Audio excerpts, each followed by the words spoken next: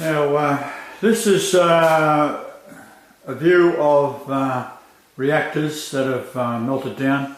You see how everything is destroyed, and apparently they're starting to Photoshop this now so that any of the images that we're getting is being doctored so that the world won't know what actually is going on with this meltdown. But it's such a devastating thing for the world that we have to address the problem, and there is a solution for it, and I'll tell you how to do it. And we was on Blog Talk Radio last night with some lovely people, and we're going to be talking on the radio, and we've been offered a spot ourselves. So what I want to do is I'll just draw the earth, and then I'll explain how to fix the problem. So let's see here.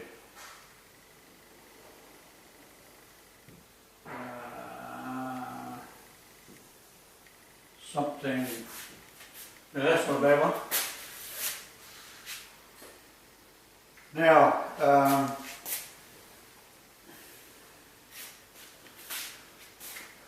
what I'll do is show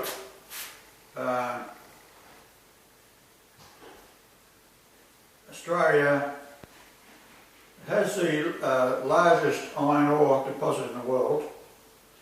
I was over there many years ago as a youngster, and the place is called, it's about there, it's 4,916 miles from Fukushima. And Japan is almost directly above Australia, something like this. There's other islands down here and so forth. So the idea is to get iron ore and ship it up, and you've got to get through the islands in New Guinea, and maybe it's going to be slightly longer, but it doesn't really matter how far it is. It could be 10,000 miles, it doesn't matter. Because if you've got enough ships carrying iron ore up there, and you're loading one every couple of hours, because this is how the huge facilities are in Western Australia. They've been supplying iron ore to Japan for many, many years. And as I say, it's the largest deposit in the world. So what you do is you bring it up to Fukushima, and you've got these oil rigs, rather the oil tankers, that the problem is you can fill it up with iron ore, it's getting out again. And that is a problem. However, you've got all these old tankers that really shouldn't be on the water at all, because they're going to eventually break down, and especially the single hull oil tankers, they don't know what to do with them. So you fill them up with iron ore, and then you ship them up to Fukushima,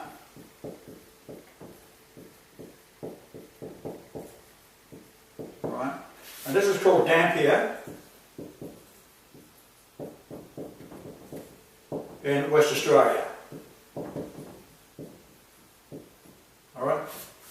So you're looking at roughly the width of Mars from there to there. And there's always a synchronicity to these things, because we were talking about Mars the other day, right? So what you do is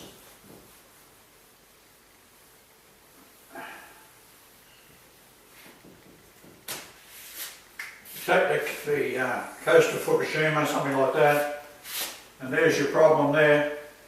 So you take your tankers, and the old ones that you can't get the iron ore out of, right? You fill them up to the gunnels, and you start parking them off Fukushima, like so, right?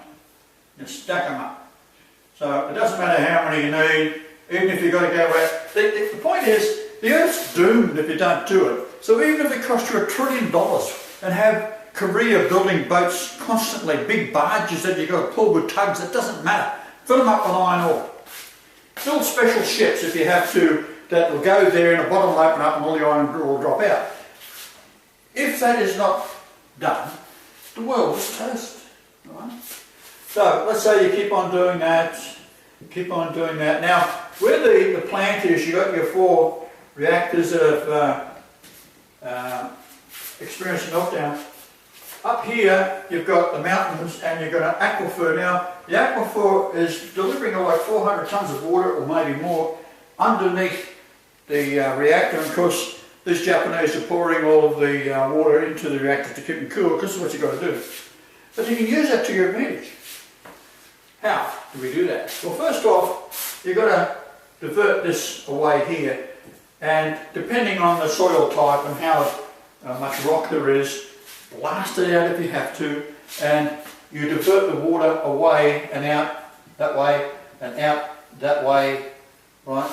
On either side, doesn't matter, whatever it is, whatever it takes, even if it's got to go down that way, doesn't matter, get rid of it, because you don't want it flowing underneath. So when it is now dried up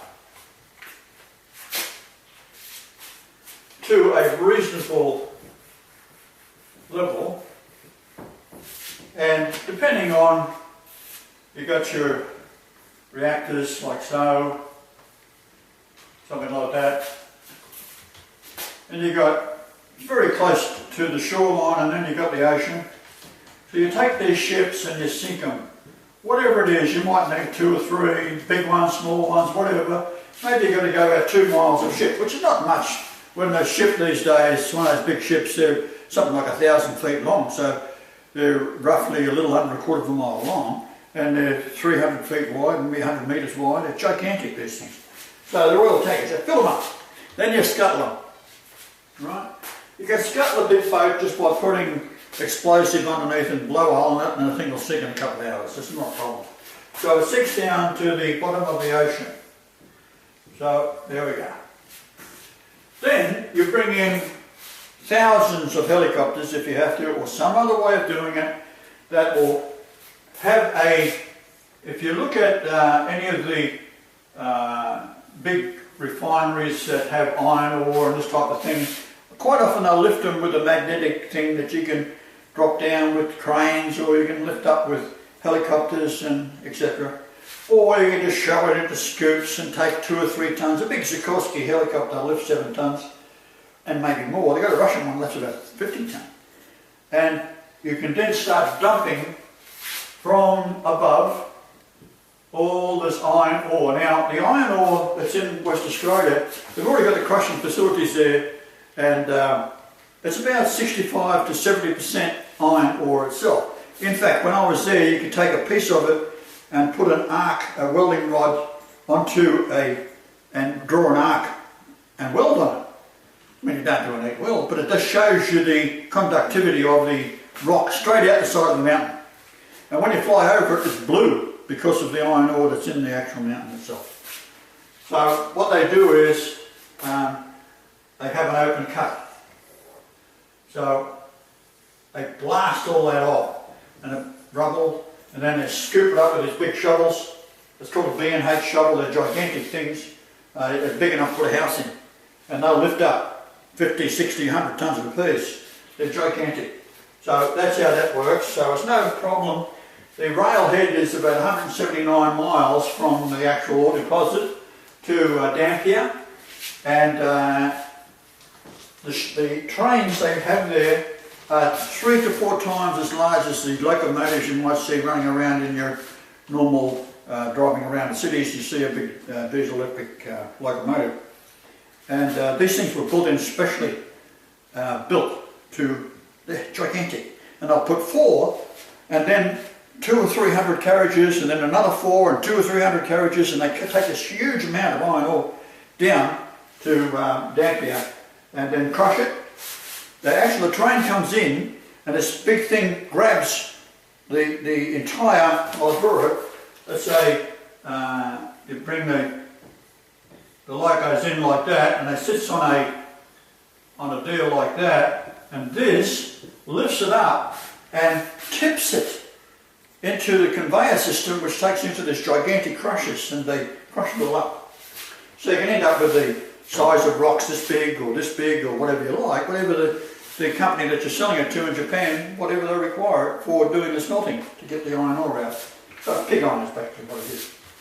Alright, so what happens then, you've got the mountains back up here, you've made a trough, you've got rid of the water flowing down off the mountains, get rid of that, so this becomes dry. Right? So then you build a mountain of iron ore over the two of them, three of them, four of them, whatever the target is, and then you stop the water. You don't want the water anymore. So you no longer do you put water. So what will happen is you go into a meltdown, and then you have the China syndrome, and the material will go down into the earth, straight down, and then you'll hit the molten mantle. It'll go down, because that's how much heat is in these nuclear waste, these rods, 10,700 degrees Fahrenheit. So it'll burn right through, and that's why they call it, in the movie years ago, the China syndrome, because they're saying when it get a meltdown, it's so hot it'll burn through to China. Well, of course, it's just the idea of saying that it will just keep on burning right through until it hits the molten mantle. When it hits the molten mantle is actually moving, and so the material will come through in a great big blob and be dispersed in the molten mantle, and don't mean a damn thing because the size of the molten mantle is so huge, and you've got to do this to every nuclear facility in the world because these Jews have set it all up. We're talking Talmud Jews, not the average Jew in the street, but go from rabbi up. They all are familiar with the Talmud, and the intent is to prevent and forbid Christ. One. Now, they know I'm here. They've tried to kill me many, many times over. It doesn't work. So they've got a problem. And as Hitler said,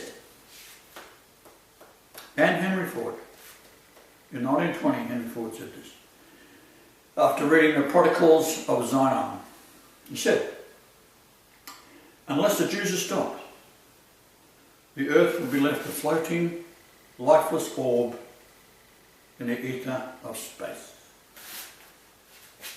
And that's, the idea is, if they can't have the earth and we are their serfdom slaves, Christ ain't going to get it. Now they can't kill me, they can kill all you.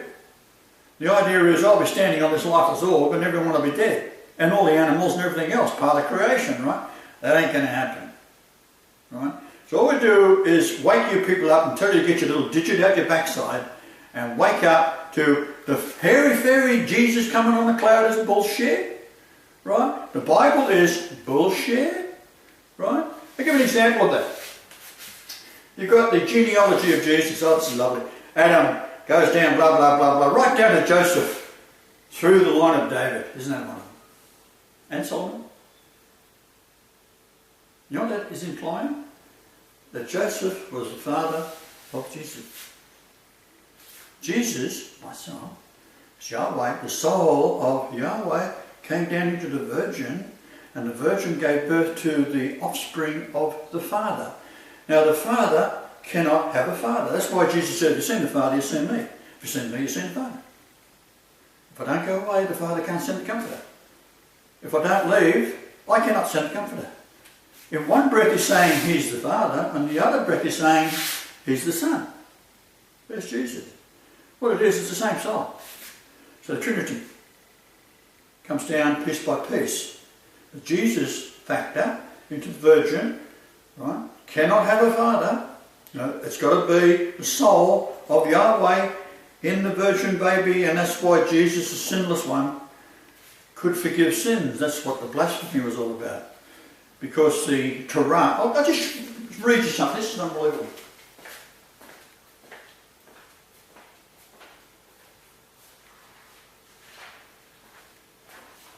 This is supposed to be the Lord talking to Moses.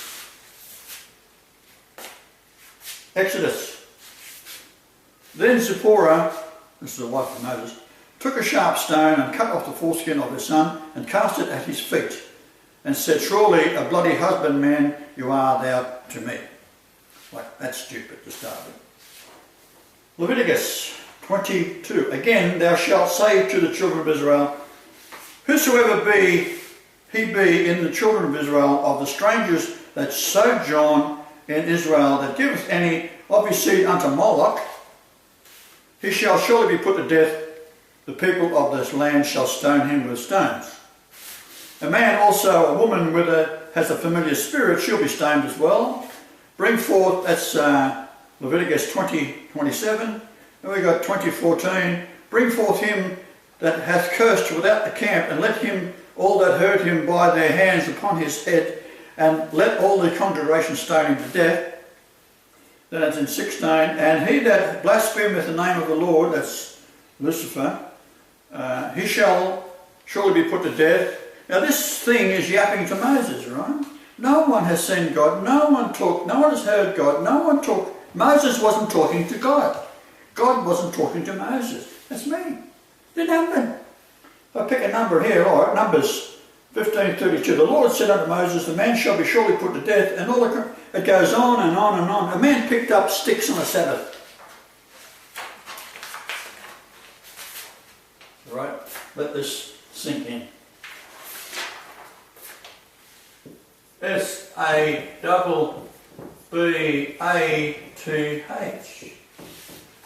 Right, you look in the King James Bible, the original King James, don't even look at the other ones. It's ridiculous. You want the original. It's like taking Shakespeare and saying, oh look, I think I'll reprint Shakespeare and change it all. Like, can you imagine the hue and cry about that? But they did that with the King James Bible. Who was, the editor on it was Edward de Vere, who was William Shakespeare. Can you imagine that when you read in your book, just notice the word Sabbath. It's written with a lowercase s. Now Jesus said, I am the Sabbath. I am the Sabbath. Well, I'll prove that in a second how. So they put in a lowercase s. Not a capital S, a lowercase. So if you're going to write the word Lord, you use an uppercase, right? You write the word Jesus, an uppercase. But when it says Sabbath, Jesus says, I am the Sabbath. It's in the book there, you can read it yourself. Why? The Sabbath is found 115 times in the King James Bible. And you know what that is?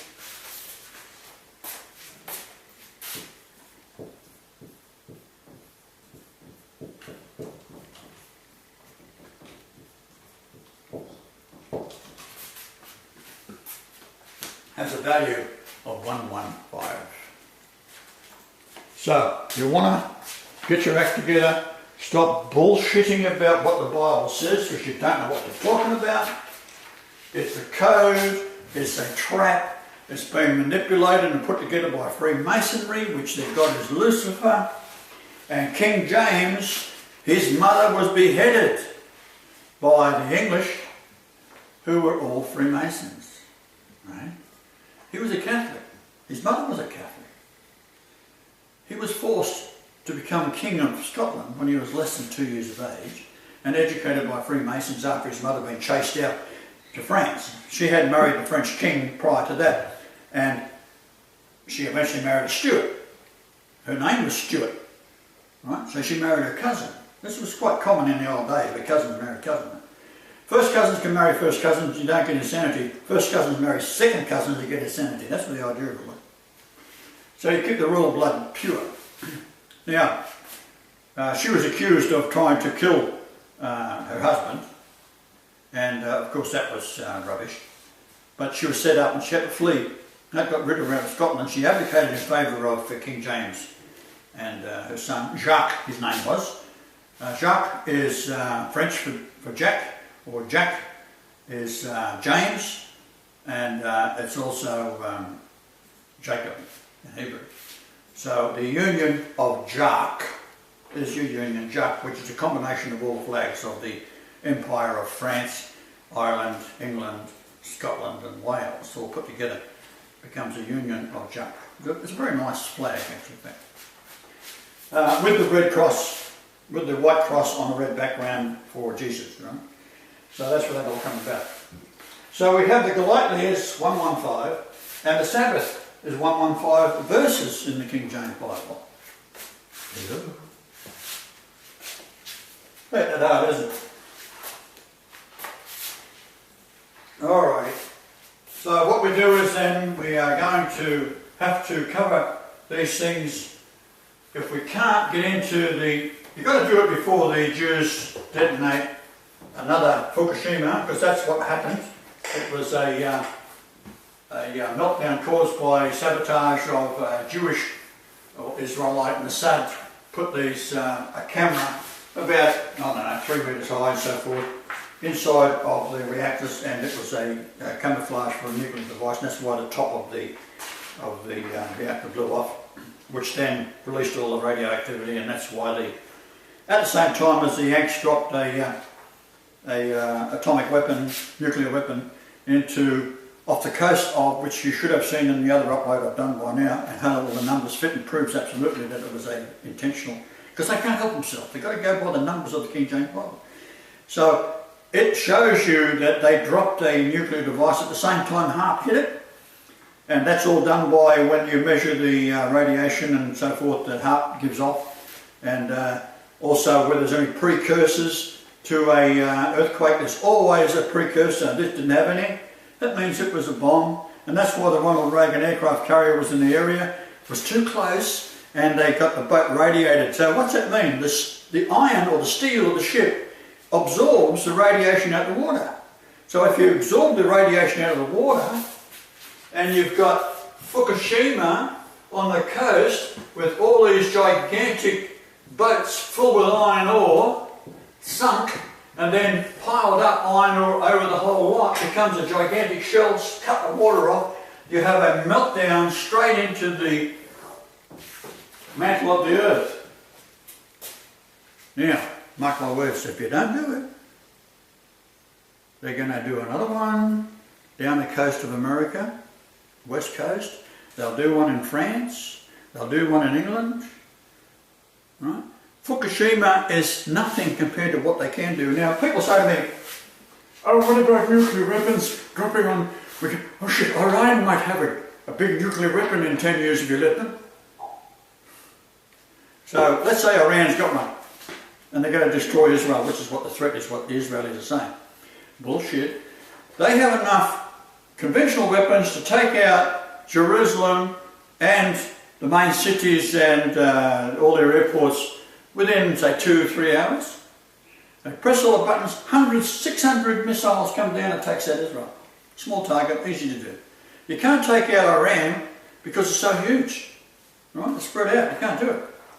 So, the distraction is, say, well, Iran might get a nuclear weapon. So let's say you get Iran had one.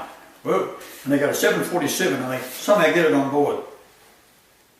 Then we think, let's say it weighs 20 tonnes. That's nothing compared to Fukushima, where they've got hundreds of tonnes of nuclear waste, and all of these facilities around the world, there's over 500 of them. There are several in construction as well, so they end up with about 540 or 50, 60, 70 or whatever, and keep on building them. But you can never shut them down, right?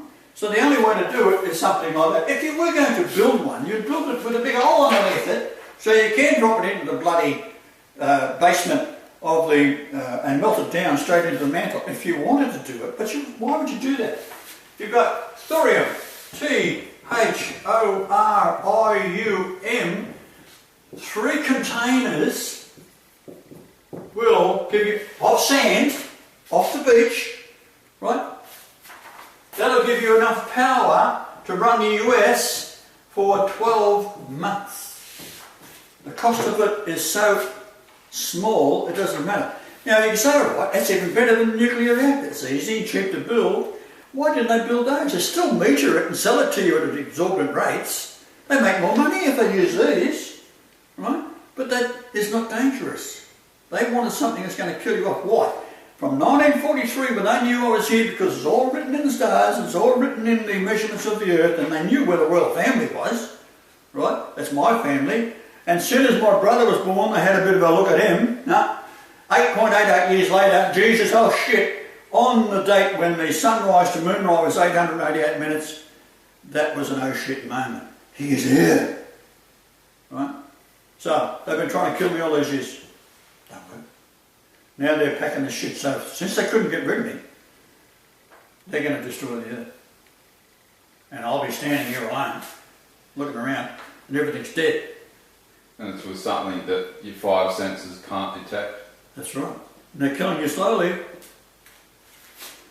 Alright, well that's basically what you have to do. All you people out there, you've got some very smart engineers out there. All you've got to do is give them the idea and they'll come up with a way of doing it. But I think I've already given you the idea.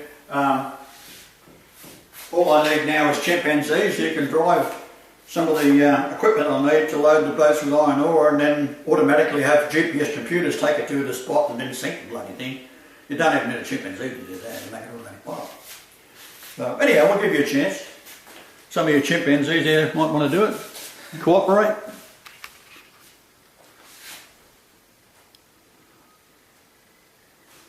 Alright. Do we have this thing switched on?